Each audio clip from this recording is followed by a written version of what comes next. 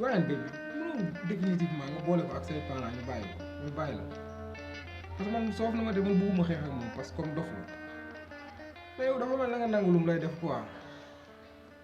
non men ndax holno foti laabi kalantumani saɗa haaldiyam ya ƴewnanude hen pulaar par ce que min ko kalta ko haydara mi famani hen mi ƴii mi ƴefti mi tawi mi ɗonki famde mi ɗonki. ok mi c'est astafurlah ay manam genre you an kangaɗo ko manen va nga haal ak ay parents après mu bàyyi la lu mu lay mu accu problème an kon lui quoi tu vois mu bàyyi loolu noonu nga dem gonga rek gonga nga wax ko ak parent wala sa parent yow ñu dem ci parents yi ñu organiser loolu noonu parce que oo ko kangaaro te kangaaro xamul genre kuy kafa ku dul kafa mën na la agressé mbaa mu agressé ma an agressé an wala agressé mii xam te loolu noonu mën na am ay conséquences yoo xam ne da nga koy regretter bref loolu benn paragraphe moom la woon quoi mais dama bëgg man ma ñëw ci say parents ma wax dëggantaan affaire bi lu ma fi indi ma wax leen ne affaire bi du nekkul ay faux quoi lu réel la loo bëgg na nga ñu officialiser ko parce que léegi ma bëgg a yàgg fii depuis longtemps maa ngi fii xam nga à chaque fois musuma fi am ay relation yu dëgër comme genre yi te gis naa ne gars yi ñu may jeté ay pierre que ni waa ji nii xam nga comme tous les ouvriers dañuy jaar fii am jabar ami doom après ñu abandonné leen passe-temps la jàpp et puis demeewul noonu man dama bëgg a prouver le contraire. Mor aɗa way ni no kalda e ɓalal an sa haalde e neɗɗo ko famda holno pamdirton min mi famta kalta ko an a famta kalami ko no pamdirten aɗa way no kalda e ɓalal haal ko pamami ko nanno hen pulaar seeɗa mi faama. ok léegi yow an mi yeddi man ar to galle baama galle famille yu gara galle baba ya man haal ko ne ko affaire bi mi relation mi yeddima réel dëggantaan quoi aɗa yiɗi kam mbi yes ma ne ko love bi dëgg la quoi yeddi réel après ñu office ñu takk ko quoi an debbo ma min gorko ma an non mboɗo mine buuɓel joɗɗi boowal quoi e lekki gonɗo boowal o boowal ɗo joɗɗo oui cigono ko jardin to gonɗa ni ça kono yero jardin kawma ko jardin ma ala sarde kawo mon amin jeeyi eyyi joni ɗum foof e waade noon ay aduna ko jiiɗa ko an aɗa an Allah waɗi imina ma ken sehilaɓe an aɗa andi ɗum wona nden ko ɓooyi nden ha hande ka sehilam min mi wawa dañde ko ɓuurma joni noon oɗo ko joom suudu ma jinmi ko mbatta hakkille hoore ma ana yiyanno way yodde mata han omo yonta mara tinan wuro ngo fof koko barde makko ɓe ko ñaguji i kono wuro ngo fof ɓe jiɗimo de ɗima suka worɓe ñande fof jiɗata ko yaade ene zéro yama kono kanko wi tan ko an aɓe cicca ɓe cicca koɓe ñaguji wimata ko hande joni noon aɗa no mbatten joni aɗa nde fontilaami ɓuri fellilaami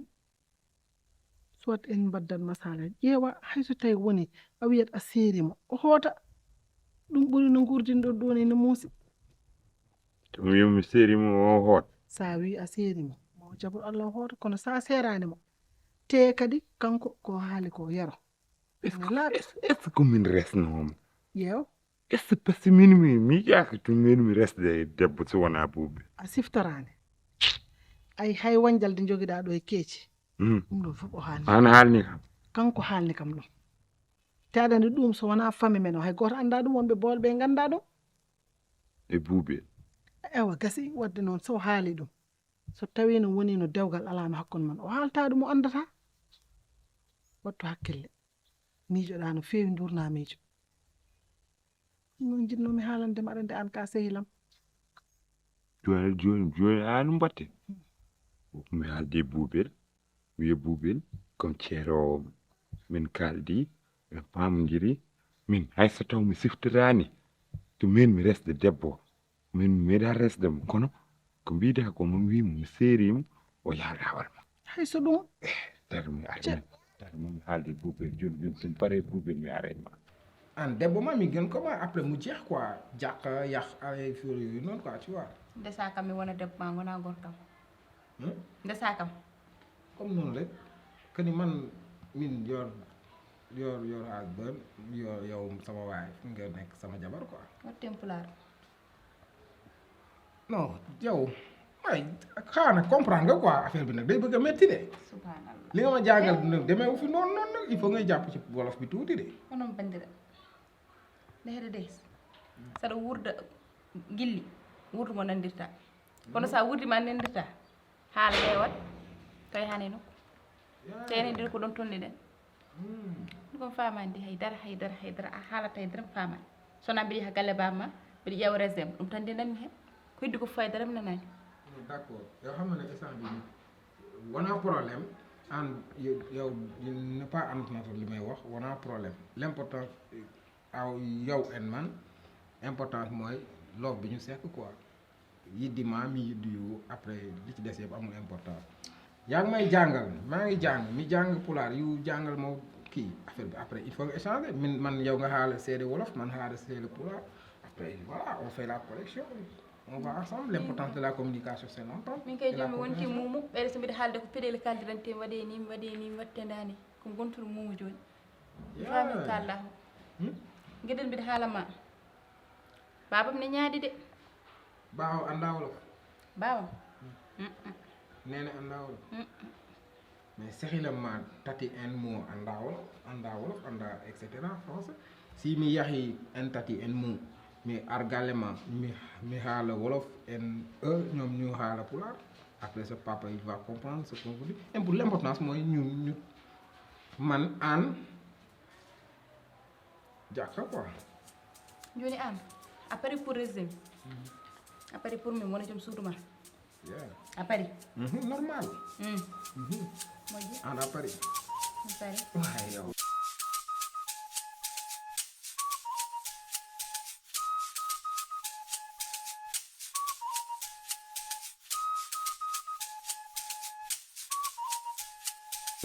yimɓe haalano gaynaani mbiyaɗe haalnoya buuɓe holko voilà. manque bon mi haaldi e makko mi haaldi e makko quoi buubel randi woni kanko woni mon amour am kanko woni kilotam kanko woni siliba bon mi haaldi e makko noon ko haali ko aussi sabu wona woni sikkata buubel ko foɗɗere kono buubel no miijo min mi miijonoki ɗum ni miijo mo dañi o min mi miijonoki ɗum nde kalanmo mbiyomam gogo yasin wi yomi funtodire oɗo debbo tubak min haalde so tan komi wayi harande Yaya Ga ko waɗino noon mbimi comme no Yaya Ga ko waɗino ni tan o resi debbo o seerimo par ce que debbo o wawano defde o seeri ɗum debbo o yeehi ha galle min wi seerani Yaya arti wi mbimomi ko noon min mbaɗata tan o wi kam dum yoro mbimi o wi kam sa wi a seeri wayat comme no ka desnodomo ayi no fat ayi o wi kam sa wimo mi seerima wadde ko wiyete ko debbam ko wonat goonga a faami no mbirmami min miijinoki ɗum mi somi sikkatno so wimi mi seeri tan hay wayata comme no mi resani mi meeɗa resdemo ndeke wiide seeri nde ɗum nannatami nder o wi kam ta wi a seeri on wawi wiide ala seede jabani kadi après nden kadi ko min wonata ɗo joni mi wonat gorko mum par ce que mi jaabi min resino mbimi min wadde Gogo Yacine wonno koye funtudemi pour nannudemi nder hami naata nder o wi kam ko ɓe goni koye nannudemi par ce que aɓe gandi hakkille ma timmani no wi kam buube te ko haali ko sa ƴeewi ha nder ko esprit o haali esprit yas yow laay waxal Mor xaar ma yow laay waxal xaar ma gis nga yi ngay jéem a jaay amul fii nit kuy gaaw a mer foo place boo dem dang fa jóge place boo dem dang fa jóge dama bëgg nga ubbi sa géej yi doo xale magum jëmm nga bu dee saa bu mettee nga daw billahi doo ma sa arrivé 40 ans yi li ma ko may fii ma ndës coono bu ne daj naa ko sa nday fii la na cëpp pëli sëkkatal ko ci accu ko kàngaado wana pulaar mu xëy jël ay bagage ami kaakaam daw fii la nekkoon ci forage bi di jaay ndox ndox nogaas man ñu daj lu ne daj naa ko fi lu ma laal ñu ne accu waroo koo laal demal ca ginnaaw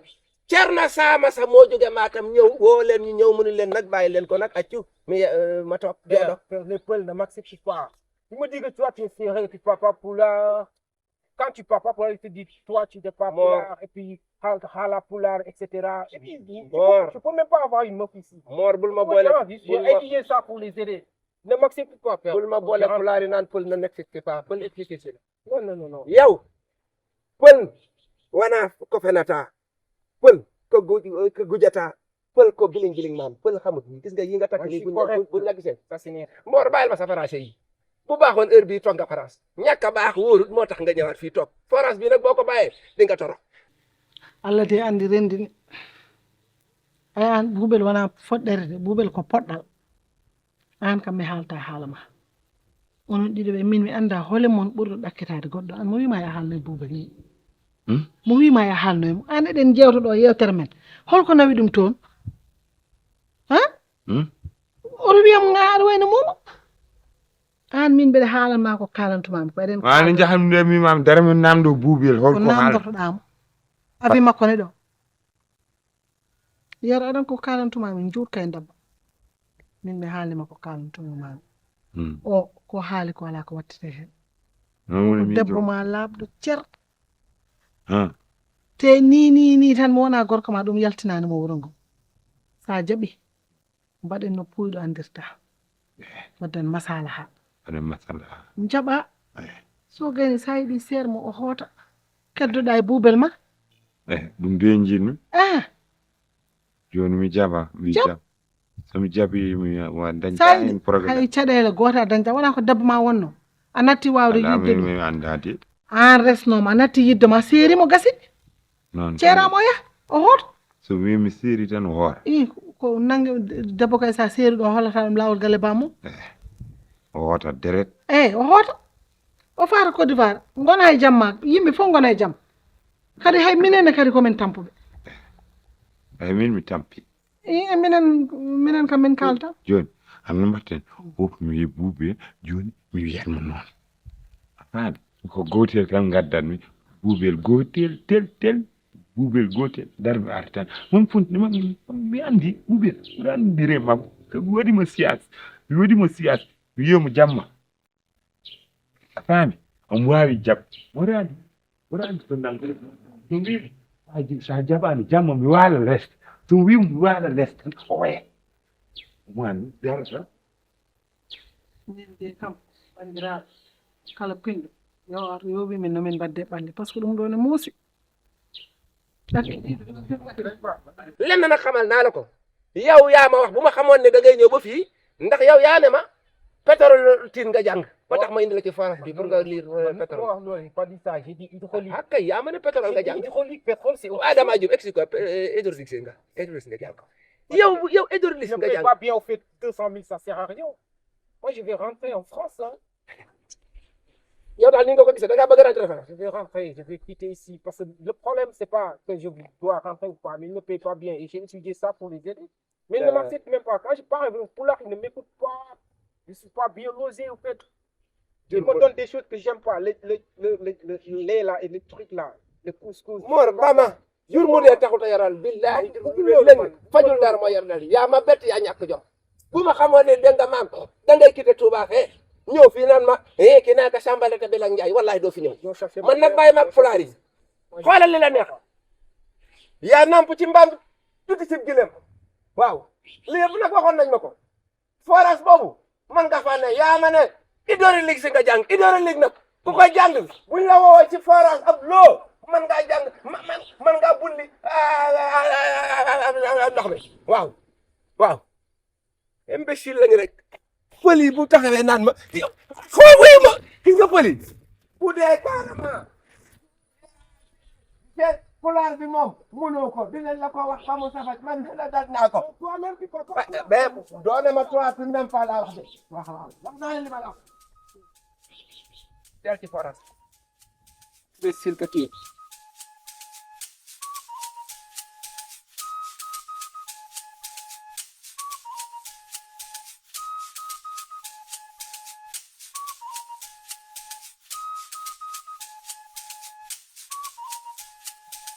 gogo ko kalanoɗa ko bo mi haalni ɗum buuɓel joni buuɓel wiidal jeeyi ruttima kadi e makko mi haalnimo kono buuɓel wiidal yo aran hoore makko ɓuri siirde dal par ce que a siyo oɗo mo jiiɗa wadde o siirani dal siirani omo ko min aranta hooram ko min aranta hooram ay gogo Yaasin neɗɗo wonata mawɗo juɗowo dombi neɗɗo sa woni mawɗo andat ka mawɗo kono judde domi aɗa ƴakka ɗum moƴƴani e mawɗo ɗum moƴƴani e mawɗo eyyi ittuma Dakar adduma Fouta naafigagal iblisiyagal e seydinagal e tajje enɗam ɗum ɗon moƴƴani neɗɗo jokkat enɗam saɗa yiiɗi Allah jokka balɗe ma nani aɗa ko jinmi haalande ay o min mi haalta haala sabu o haalam kalata on mbaɗani ko min waɗi haalam kalata sabu an wi aɗa waddamo e waaji o ko ɗum adduma an ko an jibinimo walla an tannimo walla an aɗa andi to ummi o anda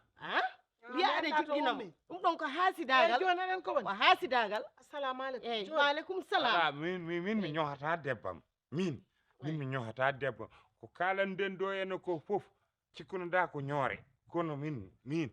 nanginani ɗum ñoore par ce que kala ko kalde mi yeehi mi haalnimo mi wimo Yasin ni wi Yasin wi ni Yasin wi ni an noon wonno ñowdem joni o wi kañum arata hoore mum omoni mi aranta hooram sabu ceergal kalɗo ceergal waɗi dewgal nan ɗon wonno an noon an yaro a watta science ñande fof ɓe ɓilete ñande fof ɓe ɓilete e nani ko gannomi so wima kongo yokka wi seerimo yokka wi seerimo ha seerimo yokka wi seerimo seeramo eyi a wi a seeri kono aɗa andi ha pularen mbi jale kangar ɓoyani ko yiɗum joni ɗum tagi oɗon jara yaro moƴƴi tagi oɗon jalamo probléme tagi oɗon jalamo ala sa wi noon wayata comme no komi kangaɗo o wi jale probléme oto wi noon sabu ɓe nanguirma onon hay goto wawa lijjidde ko mon ko ande kaldeten ɗo nde holko wondi hen buubel kami debbo makko kami debbo makko anani kay kami debbo makko kami debbo makko an ko kaldeɗa fof kalno ya e kaw joni jeehe lijjide kami debbo makko gorko e debbo cuuɗodirta eyyi min mi yebte gorko e debbo cuuɗodirta onon ko woni caɗele moɗon dewgalam e yaro so welima so mettima ko an resi ɗum an resno ɗum ɗum jehen hen cer haali jehen hen ko ɗum ƴeewaten ko ɗum ƴeewaten mi ɓooyi wiyede ka haaside ka ɓaleejo ɓernde ka ɓaleejo rewɗuɗo a rewata Allah jokkata enɗam ɓooyi wiyede noon mbaɗa wiya ala goggo Yasin ko moƴƴi kono neke an a waɗa ha barke a waɗa ka barke eyyi moƴƴi a waɗa ha barke ɗum ɗum tawno jiɗɗon ƴettude fama totton yaro jiɗɗon ƴettude fama totton yaro Allah noon ɓuuri on doole donkuɗon ɗon joni jaaɗon gaddoye ɗon o baɗ ɗon mbabba tugal mbiɗon oɗon nanno ɗum ɗo kono woppi gueɗam foof e Allah ɓuuri on doole yo Allah ñaaw yo Allah ñaaw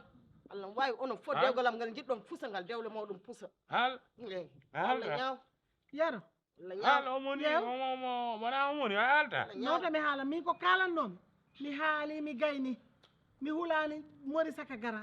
joni noon taade an ko ni Allah wanma onon ɗiɗo ɓe ko saami ko hoccat ɗum jaade e goppon kam minana voilà yaro mi o suusa haalde yeeso ma o suusa ayi nen farman noddi kam ɗo o wi so tawi eɗen ɓittineɗo eɗen kolle merda yen jaa galle makko Sadel Allah jeni wawi yen jaa Sadel Allah o jeni totta en wawi toon appartement to gonɗen e dépense meɗen ñande foof eyyi par ce que ɓeɗo ko haasideni en farman ndongo wi yen jaa galle makko toon sabi wonta ñoodemo jeehe toon ma ñoomo ñande wat jeehe toon tan haasida ma ñoomo wallahi mi wara ɗon mi duppa ɗon barke Allah pétrole coɗami eyyi jeehe pétrole coɗam mi duppon onon fof min ɓuuron hanguede onon fof mi duppoto ha gonton dondi mi waɗoni boutel mi fawa on e baye o omo wawi onon fof duppanmi wallahi omo wawi yo mbaddemo e yaro omo wawi mbaddemo yo waɗat o waɗat waɗa yen mbaddemo e yaro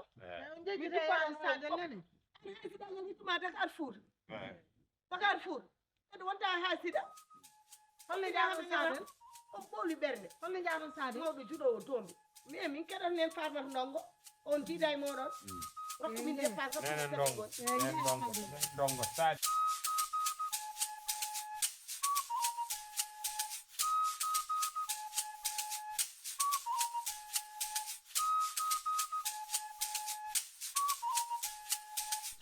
wa an kam mbiɗa an holto jiiɗa meɗen bon mère o de ko kaskas o tawimi kaskas o ardi e ko mbiyeteɗo Fodé Sow donc andi min mi jottako o wattu no wuuli donc ko ceerno Abou Gayɗo noddunomi pour mbattoygol frigo ji makko e santinade climat ji makko ko ɗon no ardi e suka goɗɗo mbiteɗo Fodé Sow. Donc o présente mi on ɗon o wi o ko mbiteɗo Yero Lamdoro, on ko saare amen woni, komi ton mi yiidi e makko. Te aɗa noon mi yiidi e makko taw ɓooyi Fuuta de, o ɓooyi ɗon presque woni ɗon 6 mois omo yilo Yero. Mi anda Yero de, mais nak mi noddat aw ko nden noddumi seelam goɗɗo mo Mélodie, mi namdi on suma noon on kadi wi kam o yiɗon Yero goɗɗo kono sikkani siko on par ce que on hakkille makko moƴƴani, te oɗa ga debbo on ina feewi. Donc ko ni gummimi toon men gardi, nde men gardi noon probléme fof probléme yo sifa probléme yo on Yero nde resatnombo ko ni wano walla wonani, par ce que mère haala fof mi nani e nder saare ɗo komin addi yo min kala probléme ɓe gimmiɗo wiya ko min addi ɗum. eyyi wiyete ko kam ɗum a wawase ɗum nande. Yero ko ni meeɗi waade walla ɗum ko hewrimo walla probléme. Yero mi wiima ko ummi toon ari ga ko nden wayi ni nde ummotoɗo nde haydara o wondani, haydara o wondano nden. Kono maddi o wawa hettinde o ya ko wiyete ko tan joni noon kanko o wi ko ala o ko haali ko ne jogiiɗo fawiɗo laaɓi cer o yaɓɓi koɗo laaɓi. Sabu ay enen eɗen kulɓini, sabu ko wiyete ko mi yiɗa pina mi yiɗa kadi tina. An min mi yi jiiduɗo e neɗɗo yumma e baaba mawne ɗan no wona caggal leydi, an miñiraɗo keɓaɗo aɗa waɗa golle maɗa liggo liggeyaji ma kala ko mawne liggi tan yo totta oto tottu goɗɗo. Min mi yi ɗum hay goto haalnanimi, kono ko wiyete ko tan ko Allah andi ko yoni, kono kay o wayani ni o meeɗani waade ko ceng o wino haydara o wondano ko arti ko o wayni ko burjitiɗo ko maw arti o wayni nde o yarde ka haydara o wondani. Wallam tan o ara min joddo min kalda min pamani sabu mbiɗa andi so wimi ene o toon Yero walla mbiɗa ɗum o jaɓata mba kay wona ɗo Yero wonɗo mi addanamo an kay min addanamo ɗo tan min kalda. Yero ko kangaɗo de, somin kaldi min e makko mamin pamodir.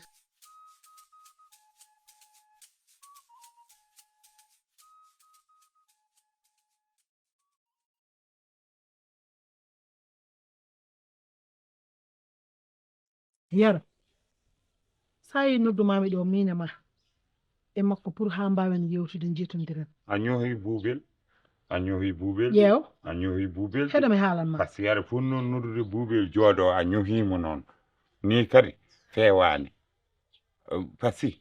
Buubel an Buubel ɓurda jiddude, a fotani noddude a fotani fewjude caggal Buubel, ɗum fewani kadi ɗum wona jikku julde, kadi aɗa fewja caggal neɗɗo o ɗum wona jikku julde. Nde woni ko kalanmi ko ay sa yi mi noddima ɗo min mi haalan ɗo haala Buubel ala ɗo ko min e ma e makko ngoni ɗo, jinmi ko mbatta hakkille jewten pamodiren o ko joom suudu ma ɓuri sa wiyama ko mbiyeɗani fof mbiya Buubel haajumum ala ko kalten ɗo ko, jinmi ko pamodiron jewtidon ha jiita hakkille oɗo ɓuri no woniri ni tan omo yaha tan omo arta.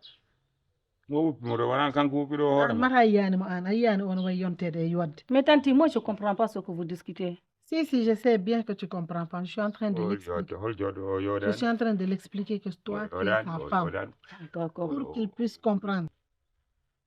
Yo. Ay endi yo koppi ko kalta ɗo ko kalami ko jiida. Jinmi ko ya artir hoore ma nde keɗoɗa kam. O ko joom suudu ma Yero. Ala. O ko joom suudu ma wattu hakkille e hoore ma. Mi siftoraki. Côte d'Ivoire. To gonnoɗa to ko oɗon desnoɗa o woni joom suudu ma. Min mane jahami saka mbore res. Mane jahami saka mbore res. Kanko so famnima so haalnima souvenir uji moɗon ma femme. Je lui ai dit quand tu l'expliques peut-être que tu as des souvenirs avec lui, il va comprendre. Moi j'ai beaucoup de souvenirs de lui-même, nous deux, parce que lui et moi on avait une vie tellement agréable